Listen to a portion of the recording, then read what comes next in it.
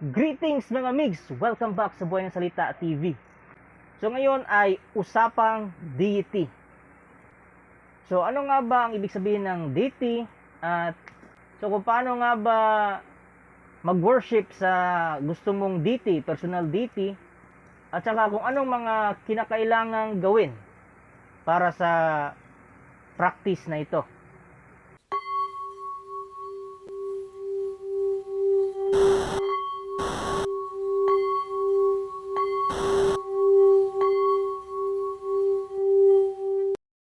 Shoutout nga pala sa nagtanong about deity dahil ito yung daan at tulay para talakayin natin ngayon ang salitang deity. Bago tayo magsimula mga migs, pasintabi lang sa ating mga hardcore na relihiyoso dyan, mga Christian at iba pang mga miyembro ng mainstream religion. Kasi sa ibang paniniwala po, yung mga tao ay naniniwala sila sa iba't ibang deity o maraming Diyos. Kasi ang ibig sabihin ng deity ay God, Diyos. Sa iba naman, para sa mga Katoliko na mga entitled, so Diyos-Diyosan lang. So pag-usapan natin yan ngayon.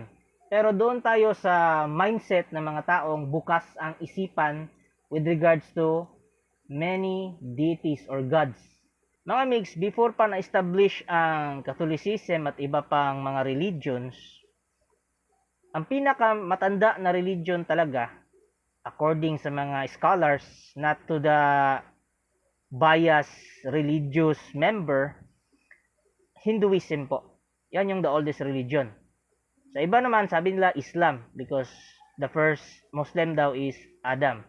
Pero according to scholars, sa research nila, so prior sa paglabas ng Prophet Muhammad, so nandyan na daw yung Hinduism. So pasintabi lang sa ating mga kapatid na Muslim.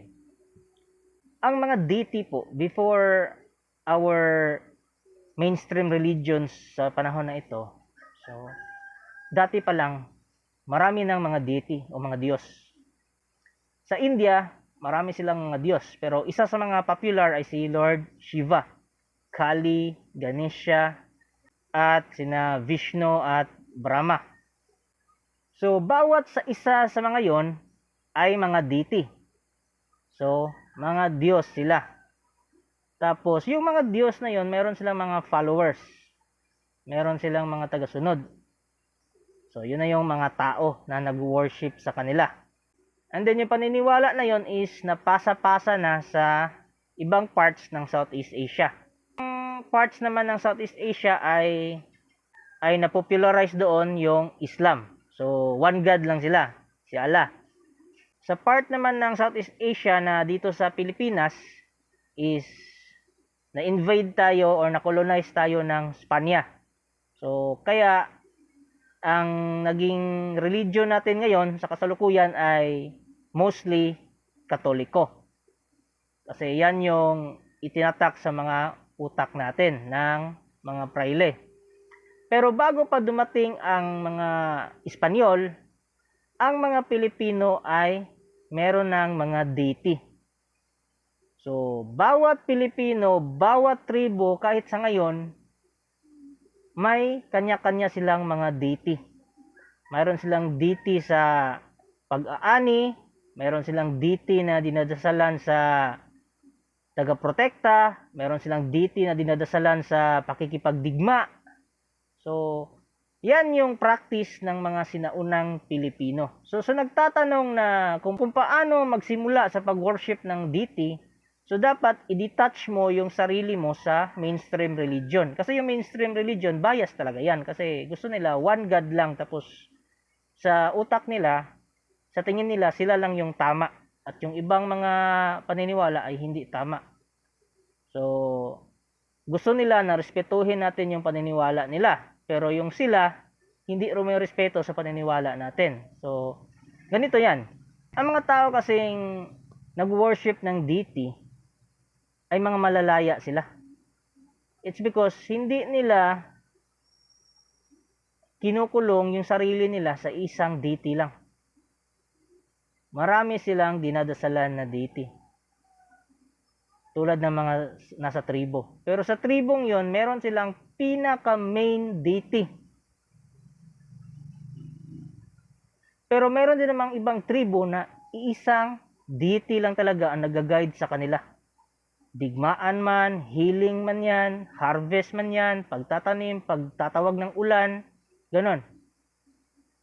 So, kung paano magsimula, so dapat alamin mo muna yung roots mo.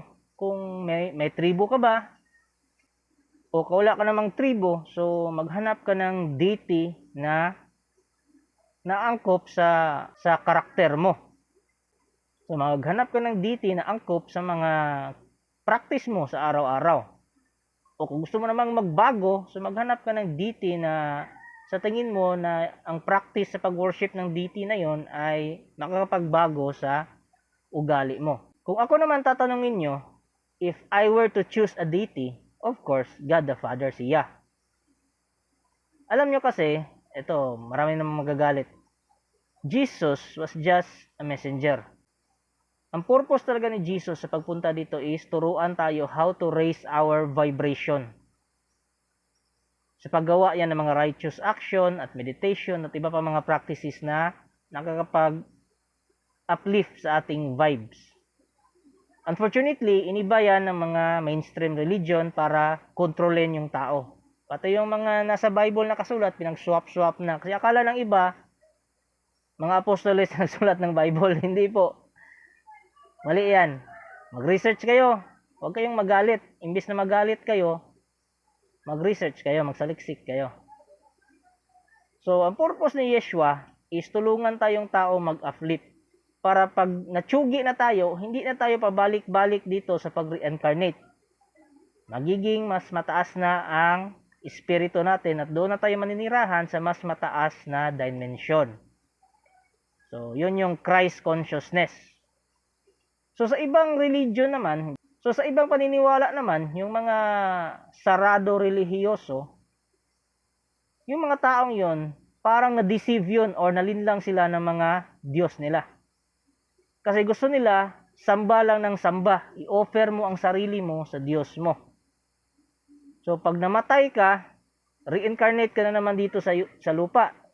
Pag na-reincarnate ka sa lupa, so ganun pa rin gagawin mo, samba ka ng samba. So habang sumasamba ka kasi, habang nag-worship ka sa deity mo, binibigyan mo sila ng energy.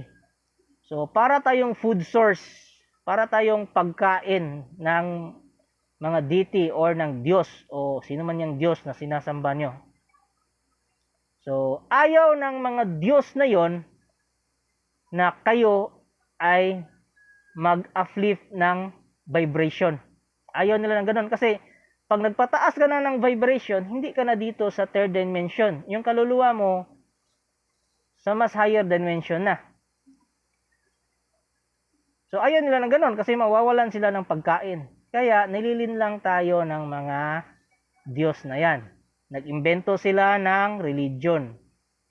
So, nag-aaway-away yung mga religion, pati yung mga relihiyoso, magko-comment dito, nagagalit, gusto ng away. So, yan yung isa sa mga kandidato na pabalik-balik lang sa reincarnation dito sa lupa. Tapos isa pa sa mga pananakot nila is yung impyerno. Actually, napag-usapan na natin yan sa mga Anunnaki natin na episode na ang pag-imbento ng salitang impyerno, nagmula yan sa Absu, sa minahan ng mga Anunnaki.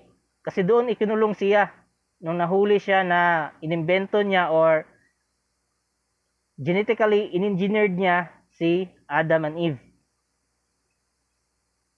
Panoorin niyo yung Anunnaki playlist natin para maintindihan niyo itong sinasabi ko.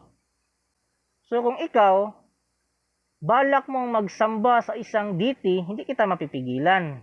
Kung gusto mo talagang mag-worship kasi inedit ang genes natin ng mga Anunnaki na maging worshipper tayo. Para yung energy natin, bigay ng energy sa kanila. Worshipper, taga-samba. So, ganyan yung role natin dito. Pero, gustong putulin yun ni Yeshua at ni Yah. Gusto nilang putulin yun. Magpataas kayo ng sarili nyong vibration. So, balik tayo sa taong to na gustong magsamba sa deity. So, mag-research ka kung ano yung deity na gusto mong i-worship. Pagkatapos, yung deity na gusto mong i-worship, saliksikin mo kung ano yung mga offering na dapat sa kanya. Pagkatapos naman, yung offering na dapat sa kanya is yun yung ibibigay mo habang nag-worship ka. At syempre, dapat alam mo rin yung basic prayer para sa deity na yon. Kung hindi mo naman alam yung prayer para sa deity na yon, pwede ka naman gumawa ng sarili mo. Basta galing sa puso. So, kailangan pa rin ng meditation during prayer. So, dapat malaya yung utak mo.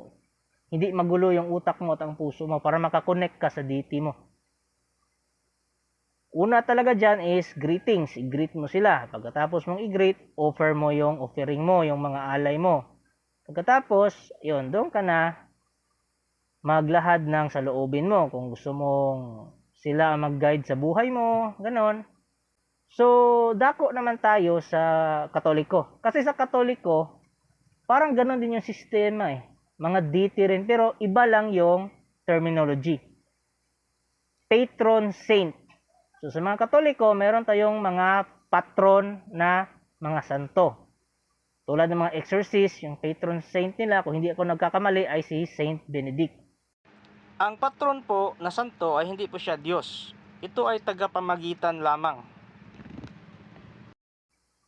So, sa ibang mga Katoliko naman, iba-iba yung mga patron saint nila.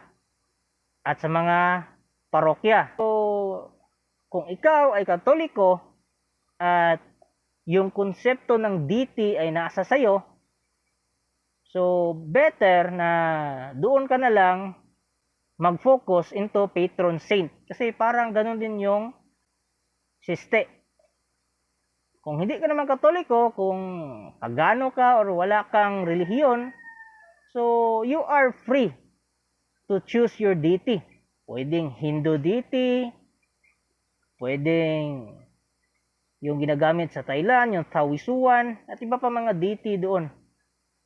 Tapos syempre, alamin mo yung background ng deity na yon. Kung ano yung ino-offer mo sa kanila, kung ano yung prayer para sa kanila, at saka kulay ng kandila, o kung meron man na gano'n na requirement, mga insenso, gano'n. So, sisimulan mo yan sa paglikha ng altar para sa deity mo. Pwede kang maglagay ng imahe, pwedeng walang imahe. So, ang estilo dyan, gumawa ka ng altar, nalagyan ng mga kandila, insenso, at yung alay. Pagkatapos, magdasal ka na para sa deity mo, tawagin mo siya. So, ganun lang yan. Sa mga Katoliko naman, sistema nila sa mga santo is nagpapanovena, 'di ba? 9 days novena prior sa fiesta ng santo na 'yan. So, nasa sayo na kung ano yung gusto mong i-follow na practice. Kasi yung Catholicism nag-adapt din sa ibang paniniwala, pero they made their own version. Kung sa Hinduism maraming mga Diyos, mga deity, dito sa Catholicism naman is mga ascended masters or mga saints sa term ng Katoliko. So, yun yung mga ginagawang mga patron saints. So, although nandyan pa rin yung si God, si Jesus, na main character, pero may mga naka-assign pa rin sa mga taong yun, na mga deity nila, yung parang taga-pamagitan nila, yung patron saint nila, sorry, hindi deity. Sa Katoliko ito. Patron saint nila bilang tagapamagitan, kasi yung mga patron saint na yun sa paniniwala ng Katoliko is mas nadidinig ng Diyos ang mga panalangin ng mga taong yun, kasi nagsakripisyo sila, buong buhay nila ay sinakripisyo nila para sa kay Kristo. At kung ikaw naman you don't like the Catholicism, so maghanap ka ng deity na angkop sa practice at sa pagiging tao mo or sa pagkatao mo. Ganun. So, yun lang mga migs. I hope nagustuhan nyo ang video ito, and kita-kits tayo until next topic.